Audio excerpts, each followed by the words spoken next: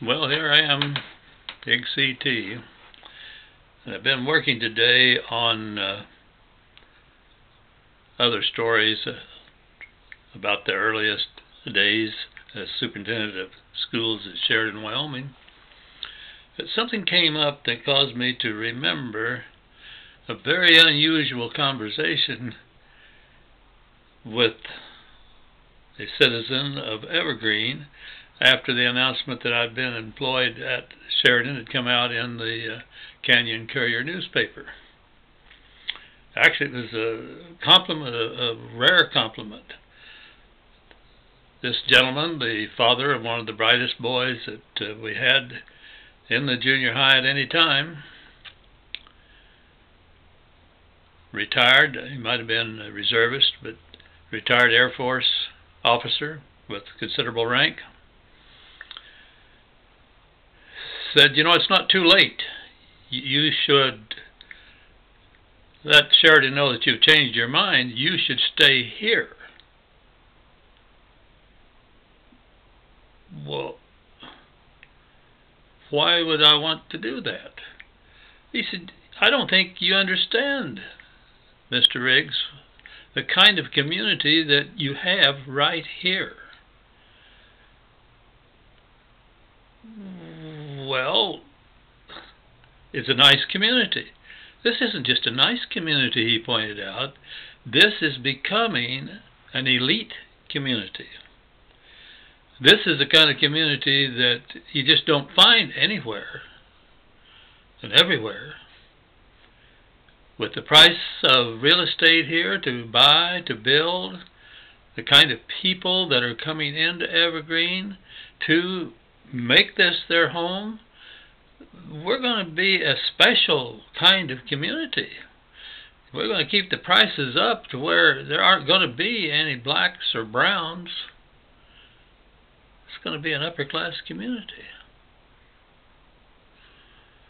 Well, I missed at that time the fact that that's a compliment that this distinguished gentleman would want me to stay. And, sir, I thank you. And if you're gone and your children are there, I thank your dad for the compliment. But there was something about it, I guess probably because I'd, during the Korean War, had both of my top commanding officer and second in command over in Korea in the 187th Airborne Regiment in the medical company. Dr. Miller Black, Captain Dr. Miller, Captain Cannon, administrative top officer, both black, both fine men. I took a little offense to that, and I guess I made the mistake. I never was a good politician of saying, but that's a racist attitude. I beg your pardon, I am not a racist. And the good gentleman proceeded to let me know that he had served in World War II in the blank Air Force Command under a black commanding officer.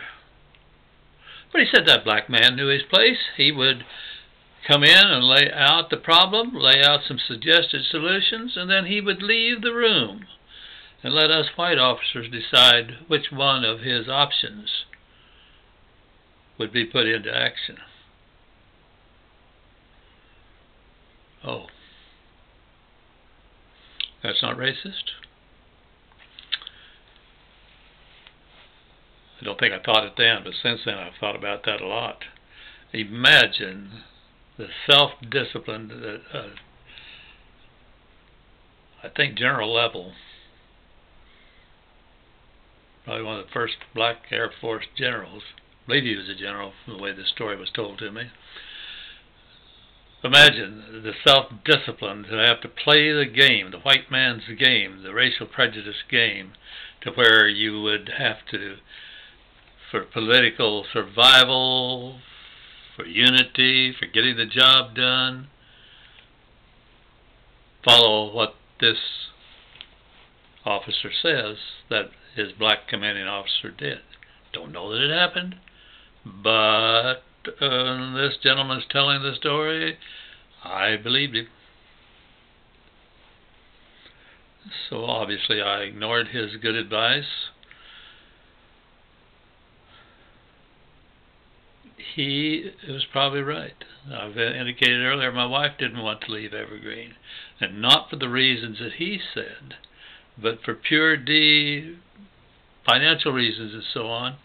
He was probably right that I should have stayed right where I was.